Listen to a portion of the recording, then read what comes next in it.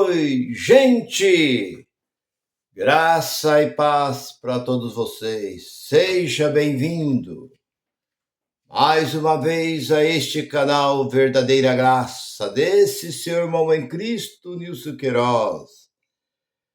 Eu estou mais uma vez gravando mais uma pérola, mais uma mensagem, mais uma palavra para a edificação da nossa vida. E o tema da mensagem que eu tenho para você, meu irmão, minha irmã, de todo mundo, é essa: quem sou eu? Esse é o tema da mensagem. Outros diz: quem você pensa que sou? Com quem você acha que está falando? Então vamos lá. Vem comigo. Muitas pessoas usam o seu nome para se exaltar, para engrandecer. E o nome, você sabe que é muito importante. Quando se fala em determinado nome, as pessoas tremem, fica temeroso quando alguém cita o nome de uma pessoa tão importante, uma pessoa que se acha que ela é tão exaltada, tão grande. Então as pessoas temem. Então por isso que ele diz: quem você pensa que eu sou? Com quem você acha que está falando? Mas Jesus disse diferente. O que diz os homens por aí? Quem sou eu? Então eu me lembro que eu trabalhava numa empresa por volta de 81, na época da ditadura. Os postos de gasolina naquele tempo fechavam às 8 horas da noite na sexta-feira, e só vinha reabrir na segunda-feira, às 7 horas da manhã.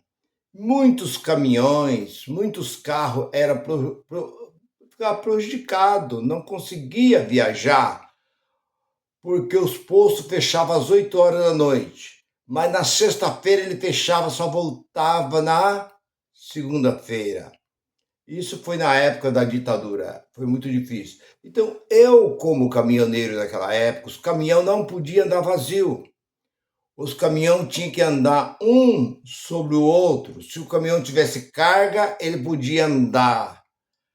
Mas se ele não tivesse carga, ele tinha que ficar parado. Ele não podia viajar. Ele tinha que andar em cima de um outro caminhão, ser transportado em cima de um outro caminhão. Eu me lembro que eu vinha subindo a Imigrante de Santos, vindo sentido a São Paulo, e na primeira, ali a guarda rodoviária me parou e diz: você tem autorização para estar carregando esse caminhão em cima desse outro seu caminhão? Eu disse: não, mas eu sei que a lei é caminhão não andar vazio, e principalmente fim de semana. Ele diz: mas você tem que ter uma licença. Eu falei: não, eu não tenho essa licença, então tá preso o caminhão. Aí mandaram nós encostar lá no pátio e prenderam. E eu fui no orelhão e liguei para o meu encarregado, que era major. E na hora ele diz assim: deixa comigo. Ele já ligou direto lá na Polícia Rodoviária. Com quem eu estou falando? Ele diz: eu quero falar com o seu superior, com o seu encarregado. Disse o meu encarregado. E ele passou para o encarregado deles. E ele diz assim: com quem eu estou falando? Você está falando com o Major Eduardo Falcão. Quando falou Major Eduardo Falcão, o cara tremeu na base. Eu quero saber qual foi o motivo que você prendeu os 2 caminhões da empresa. Aí: não, é que houve um mal-entendimento e tal, mas eu preciso desse caminhão. Não, já estamos liberando agora. Chegou, já me entregou os documentos do caminhão. Falou: você vê como é que é o negócio. Por quê? Porque o nome, ele tem poder. O nome, muitas vezes, incomoda, porque o nome ele é muito grande. Esse homem pode fazer grandes coisas através desse nome. Eu me lembro também que eu fazia parte do Evangelho Quadrangular. E me lembro que uma certa vez, acho que nos anos 70 ainda, ali em Belo Horizonte mandou um pastor para uma cidade de Minas. Minas era uma cidade muito católica, o estado de Minas naquele tempo, né? Hoje já está mais. E chegou ali naquela cidade, o delegado mandou fechar a igreja, expulsou o pastor daquela igreja. Ele abriu ali um pequeno trabalho do Evangelho Quadrangular ali, começou a trabalhar, ele expulsou.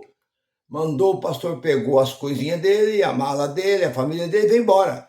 Chegou em Belo Horizonte, o pastor presidente perguntou: o que aconteceu? Aconteceu assim, assim, assim, assim, assim. E o pastor presidente era deputado federal. Ele só pegou o telefone e ligou para o delegado. O delegado falou: com quem eu estou falando? Você está falando aqui com o deputado federal Mário de Oliveira. Quando falou deputado Mário de Oliveira de Belo Horizonte, o cara estremeceu. Eu quero saber qual foi a causa que vocês... Ele era presidente de todas as igrejas do Brasil inteiro. Na hora dele, não, houve aqui um mal entendimento, porque não sei o que tal. Não, mas pode mandar ele vir aqui está liberado, e papapá. Por quê? Porque o nome tem um grande significado. Com quem você acha que está falando? Quem você acha que eu sou? Uma pessoa é parado por um policial, talvez aí no Abrite. O policial vem e chega e fala assim: quem você acha que eu sou? Cadê os documentos? Cadê a carta de habilitação, tal? Quem você acha que eu sou? Com quem você acha que está falando? Está falando com fulano e tal, assim. Na mesma hora, o policial se... Mas voltando para aquilo que eu quero dizer, nós olhamos para um texto da Bíblia, lá no capítulo 16 de Mateus. Jesus fazia grandes prodígios, sinais e maravilha na vista de todos. Ele não fazia às escondidas, como muitos movimentos religiosos dizem: porque uma certa vez eu coloquei minhas mãos sobre uma pessoa enferma, uma pessoa cancerosa, ela foi curada na hora. Eu mandei um paralítico levantar, o paralítico levantou, porque certa vez... Mas quem via? Ele estava falando ali dentro, mas ninguém via. Hoje essas coisas acabou, porque hoje as pessoas estão com o celular nas mãos, qualquer coisa é gravado. Hoje não tem mais como se esconder. Você não consegue mais esconder, porque tudo que você fala, tudo que você faz, ali está sendo mostrado. São ali dezenas ou centenas de pessoas gravando, filmando, e aquelas pessoas jogam aquilo no ar. E como fica? Como vocês viram agora, recente, o Brasil inteiro viu aí aquela mulher que disse assim: eu quero dar um testemunho. Quando ela pegou o microfone, ela falou do marido dela, que era esposo, o esposo dela, que era o pastor, estava andando com uma das chamada levita, que fazia o louvor ali dentro. O marido dela tocava e ela cantava, e o marido, que era o pastor, estava tendo um caos com ela. Ela chegou e falou. Aí naquilo o marido veio, o pastor veio para tomar o microfone dela, ela parece que deu um tapa no pastor, já juntou brigando com a outra, e foi aquele Red Bull. E isso gravaram e jogaram no ar. O Brasil inteiro viu esse grande escândalo. Então, o que eu quero dizer com isso? Que Jesus, ele não escondia nada do que ele fazia.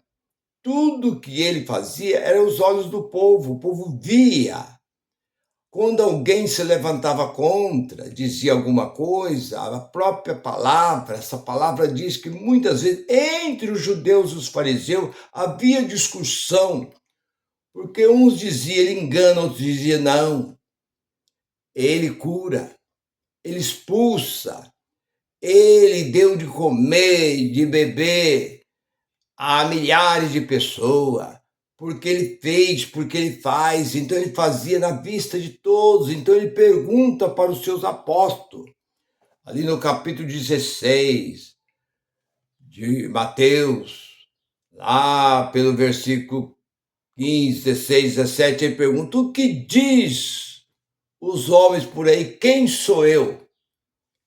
E os discípulos começaram a dizer, uns diz que tu és João Batista, que ressuscitou dentre os mortos. Outro diz que tu és Jeremias. Outro diz que tu és Isaías, ou algum dos profetas. Mas ele diz, e vós, o que diz? Quem sou eu? Pedro, tomando a palavra, diz, tu és o Cristo, o Filho do Deus vivo.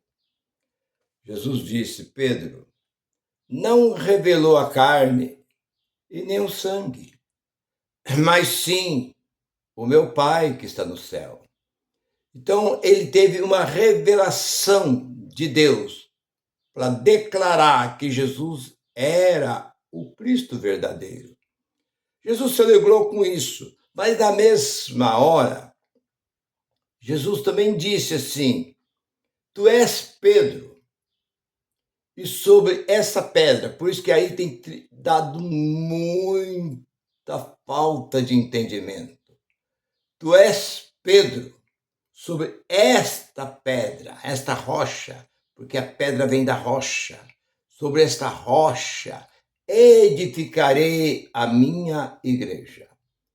E a porta do inferno, a porta do Hades, do Seol, não prevalecerá contra a minha igreja. Bem, aí tem trazido uma grande confusão no meio religioso.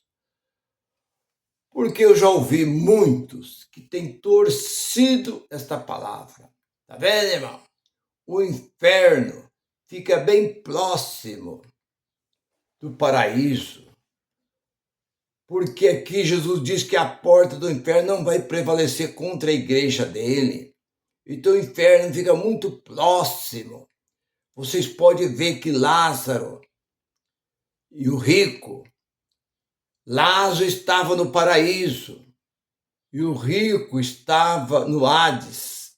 Isso é, que eles chamam Hades, ou Seol de inferno, que isso significa sepultura, região dos mortos. Olhou e viu. Então isso mostra que está muito próximo, um vê o outro. Mas não é assim, meu irmão.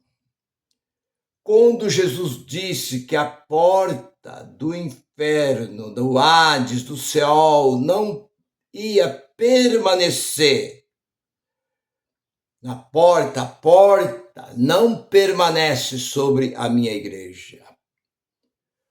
O que Jesus quis dizer com isso? Porque todos que morriam descia ao Seol, à sepultura, e o seu corpo ficava ali, corpo, alma e espírito. Mas a alma e o corpo se desfazia, porque a alma está atrelada ao corpo. A gente tem muitas pessoas, o que eu admiro é que tem homens que se dizem conhecedores e não sabem que a alma está atrelada ao corpo. A alma é o raciocínio, a alma é a mente, a alma é o que está aqui dentro, a alma que faz você pensar, que faz você agir. A alma é que traz todo o seu sentimento, o amor, o ódio, a revolta, o pensamento, a meditação, tudo. Viajar, planejar, tudo procede da alma. A alma, ela está aqui dentro, ela não está aqui. Aqui é o coração que bombeia sangue. quando fala da alma, a alma está ligada junto ao corpo. Então, alma e corpo desce à sepultura e se desfaz. Mas o espírito ficava ali preso, dentro. Então, Jesus estava dizendo que a igreja dele não ia mais passar por isso. Porque desde Adão até nos dias de Jesus, todos que morriam, seu corpo se desfazia, como disse ali Eclesiástico, capítulo 12, versículo 7, que o corpo volta à terra e o espírito volta a Deus, mas o espírito não voltava até aquele tempo, não voltava até, o espírito só voltou a Deus depois que Jesus ressuscitou. Jesus veio, desceu, ficou os 3 dias na sepultura, ele levantou e ele voltou-se. Então, dali em diante, o espírito teve acesso diretamente a Deus. Bem, mas voltando, as pessoas não entendem que quando Jesus diz que a porta do inferno não prevalece contra a minha igreja. Mas que igreja? Assembleia de Deus? A Universal, a Mundial, Congregação, Deus é Amor, Quadrangular, Batista? Foi isso que ele disse? Que igreja? Deus não conhece placa. Deus não conhece nome. Qual é a igreja verdadeira de Cristo? A igreja verdadeira de Cristo são vida, porque o Espírito de Deus habita dentro de vós. E não é que o Espírito de Deus, ele habita dentro dessa carne. Existem muitas pessoas que ficam preocupadas, irmão, nós temos que zelar desse corpo, porque esse corpo é templo do Espírito Santo. Eu já ouvi muito isso. Por isso que nós temos que zelar desse corpo. Nós não podemos contaminar esse corpo. O corpo não se santifica. Eu já disse e repito, não adianta você se sacrificar, se esforçar para santificar esta carne, que essa carne ela é impura. Ela não presta nem para sabão. Ela não tem validade nenhuma. Mas é o Espírito que está dentro deste corpo. Porque quando nós olhamos para o capítulo 8 e 16 de Romanos, capítulo 8, versículo 16 diz que o Espírito Santo habita no nosso espírito. Ele não habita na carne. Aí você olha outra vez para a segunda carta de Coríntios, capítulo 4, versículo 16. Ainda que o homem exterior venha se contaminar, o homem interior não se contamina, o espírito não se contamina. Nada. Ele é intocável. Nada toca no espírito. Porque o Espírito Santo está no nosso espírito. Então, quando Jesus disse que a porta do inferno não prevaleceria mais, ele quis dizer o seguinte, que as pessoas que morriam, o espírito não ia ficar mais preso na sepultura, porque o Espírito Santo agora ia habitar dentro da sua igreja, que era o seu próprio povo, porque até a sua morte era natural, isso era comum, o espírito ficar preso na sepultura. Mas a partir do momento da sua morte, da sua ressurreição, então ele disse, foi por isso que ele disse, eu vou a preparar. E ele a preparou. E o Espírito Santo desceu em Atos 2. Nós vemos que o Espírito Santo desceu, ele desceu para ficar.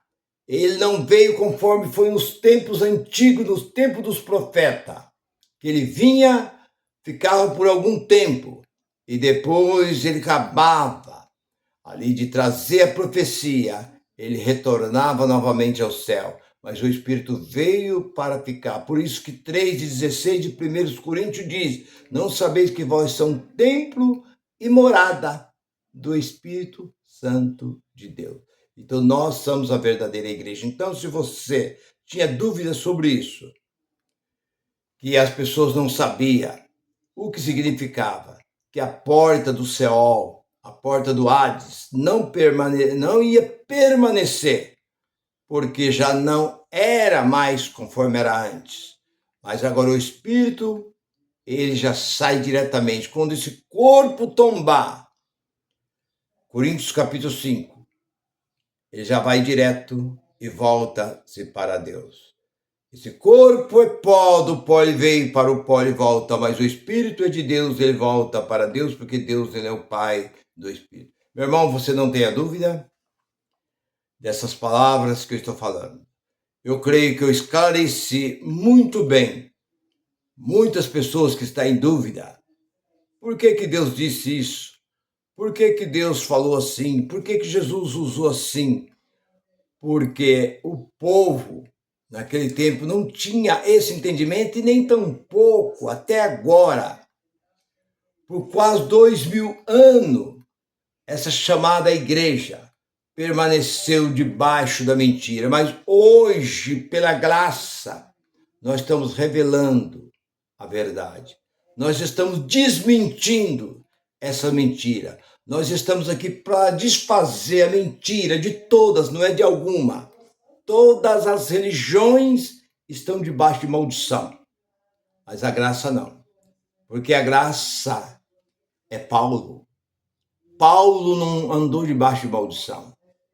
Os demais viveram a lei e seguiam a lei, mas o apóstolo Paulo seguia a graça. O único e verdadeiro evangelho foi aquele que foi dado a Paulo, no capítulo 16 e 25 de Romanos, o evangelho que estava oculto, escondido, antes que o mundo, não é antes do homem, porque o homem tem 6.200 anos, mais ou menos, de existência, a criação do homem. Mas esse evangelho estava antes que o mundo, não existia terra, não existia céu, não existia nada. Esse evangelho já estava feito. E Deus deu a quem? Deu a Paulo. Então, em cima desse evangelho é o que eu estou falando. E quando Jesus disse que a porta do inferno não prevaleceria contra a sua igreja, ele estava dizendo que o evangelho,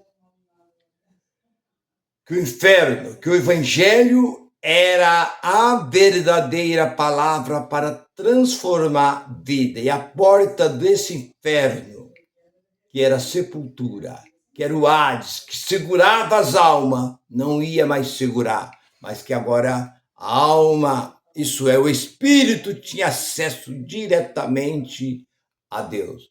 Meu irmão, se você gostou desta palavra, se essa palavra falou bem, fique com esta palavra. Guarde esta palavra. E a graça continua sobre a vossa vida. Graça e paz para todos. Bye, bye.